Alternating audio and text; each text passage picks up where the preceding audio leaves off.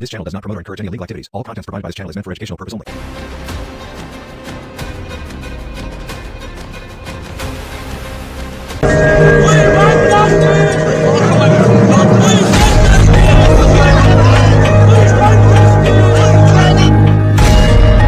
दीवारों और बंद दरवाजों के पीछे वो चीखती रही।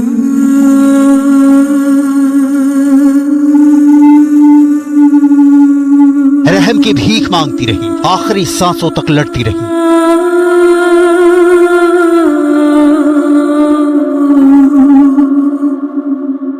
जबकि ना उसने कम कपड़े पहने थे, ना वो आधी रात घर से निकली थी, ना सुनसान सड़क पर थी।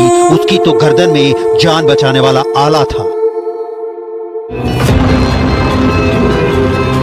फिर भी उसे नोचा गया, खसोटा गया, असमत लूटी गई, मौत के मुंह में झोंक दिया गया। हैवानियत की सन्न कर देने वाली कहानी, द कोलकाता फाइल्स। उम्र कैद या सजाए, मौत कोलकाता के हैवान। संजय रॉय की जिंदगी का फैसला हो चुका था। सिर्फ ऐलान होना बाकी था, लेकिन वो भी आज हो चुका है। देश के सबसे चर्चित रहे इस मामले का फैसला आने में 162 दिन का वक्त लगा। इस दौरान संजय रॉय ने कौन सा स्केप प्लान बनाया, कोलकाता पुलिस से लेकर सीबीआई तक को कौन कौन सी चुनौती का सामना करना पड़ा और कौन सा सबूत सबसे अहम साबित हुआ, एक एक डिटेल बताएंगे। लेकिन यदि आपने अभी तक चैनल सब्सक्राइब नहीं किया है तो चैनल को सब्सक्राइब करके वीडियो को एक लाइक अवश्य कर दें और कमेंट में लिखें कि महिला ट्रेनिंग डॉक्टर की आत्मा को शांति मिले। अब चलिए यह समझ लीजिए, जो धाराएं संजय रॉय पर लगाई गई हैं उसके मुताबिक संजय रॉय का क्या अंजाम हो सकता है।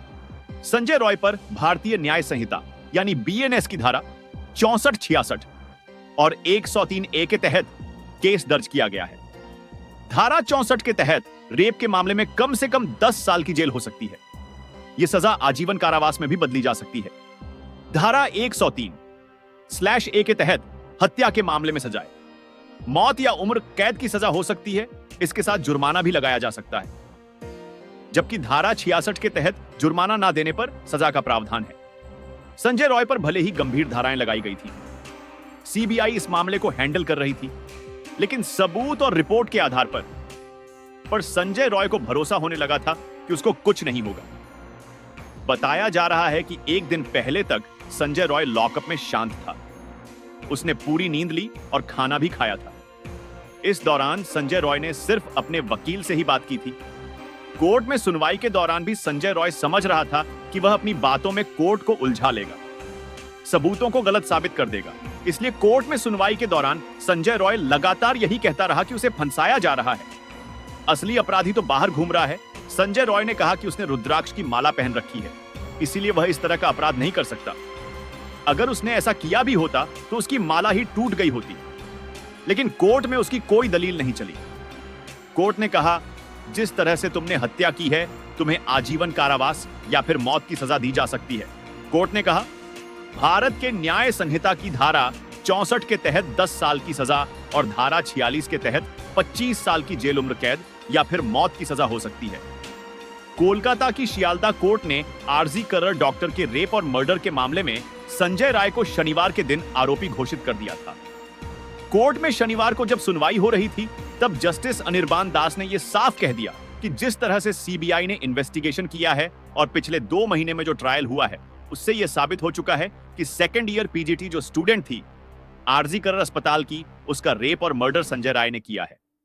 लगातार कोर्ट रूम में जो है संजय राय ये कहते रहे थे कि वह निर्दोष है और कोई आईपीएस ऑफिसर भी जो है इसमें इवॉल्वड है और उन्हें फंसाने की कोशिश की जा रही है।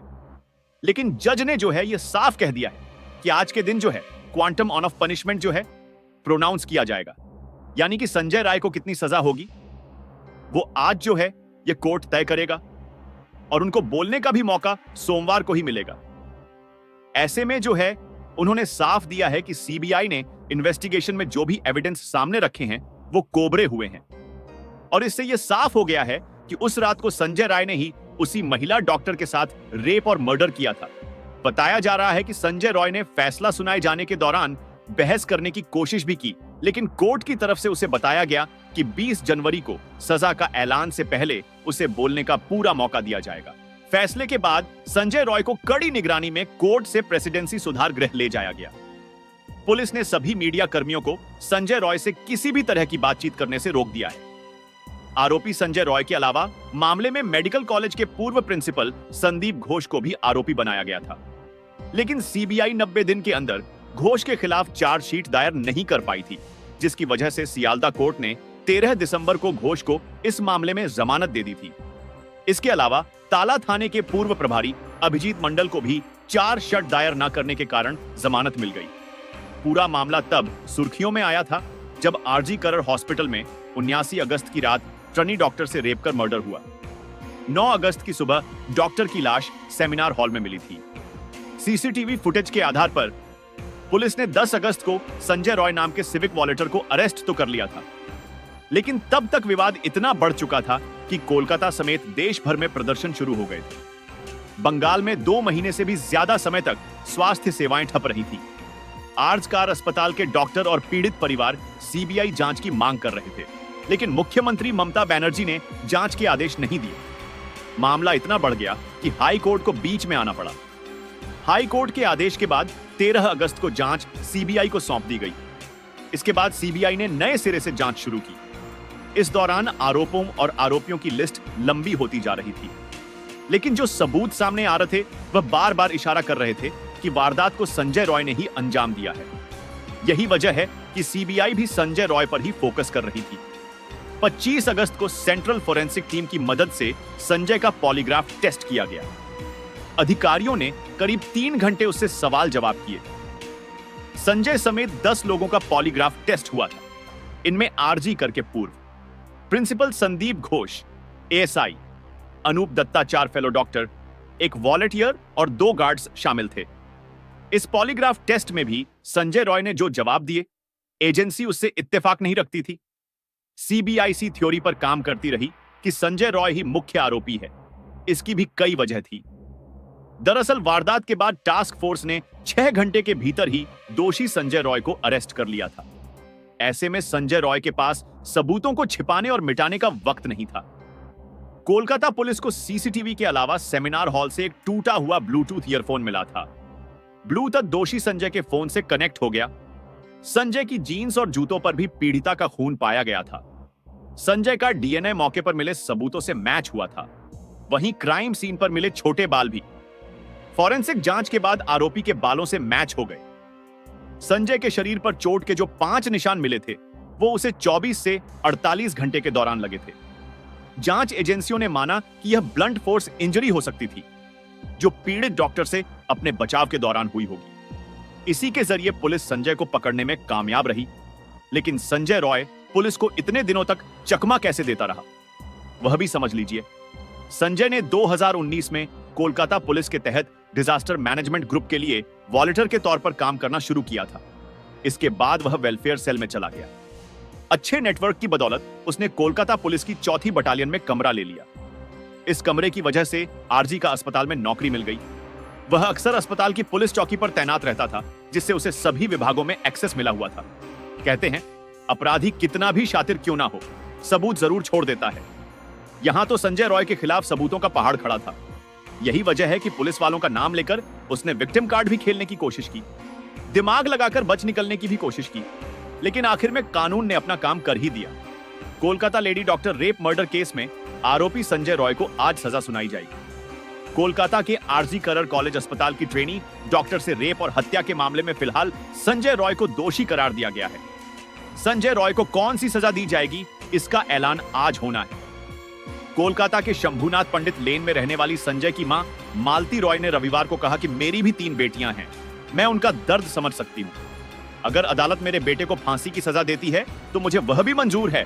कोलकाता के आरजी करर हॉस्पिटल में ट्रेनी डॉक्टर से रेप और मर्डर केस में सियालदाह कोर्ट आज दोषी संजय रॉय को सजा सुनाएगी। संजय को कम से कम उम्र कैद होगी या फिर फांसी की सजा हो सकती है। कोर्ट ने 162 दिन बाद 18 जनवरी को मुख्य आरोपी संजय रॉय को दोषी करार दिया था। सजा के ऐलान से पहले 19 जनवरी को संजय की मां मालती ने कहा कि वह उनका दर्द समझ सकती है, लेकिन अगर कोर्ट चाहती है कि संजय फांसी पर लटक जाए तो उन्हें कोई आपत्ति नहीं है। संजय की बड़ी बहन ने भी सियालदा कोर्ट से दोषी करार दिए। जाने के बाद 18 जनवरी को यही बयान दिया था, लेकिन उन्होंने कहा था कि ट्रायल कोर्ट के फैसले को किसी भी अदालत में चुनौती नहीं देंगे। आर्ट्स करड़ हॉस्पिटल में 8 से 9 अगस्त की रात ट्रेनी डॉक्टर का रेप मर्डर हुआ था। 9 अगस्त की सुबह डॉक्टर की लाश सेमिनार हॉल में मिली। सीसीटीवी फुटेज के आधार पर पुलिस ने संजय रॉय नाम के सिविक वॉलेंटियर को 10 तारीख को गिरफ्तार किया था। इस घटना के बाद कोलकाता समेत देश भर में प्रदर्शन हुए। बंगाल में 2 महीने से ज्यादा समय तक स्वास्थ्य सेवाएं ठप थीं। अदालत ने फॉरेंसिक रिपोर्ट को सजा का आधार बनाया, जो कहती है कि संजय रॉय इस मामले में शामिल था। घटनास्थल और पीड़ित डॉक्टर की बॉडी पर भी संजय का डीएनए मिला था। रॉय को भारत न्याय संहिता अधिनियम की धारा 64, 66 और 1031 के तहत दोषी पाया गया है। जस्टिस अरनी बाणदास ने कहा है कि इस मामले में अधिकतम सजा फांसी दी जा सकती है और वहीं कम से कम सजा आजीवन कारावास होगी। जब दोषी संजय ने कहा कि उसे इस केस में फंसाया जा रहा है, तब जस्टिस अरनी बाणदास ने कहा कि सजा सुनाए जाने से पहले उसे बोलने का मौका मिलेगा।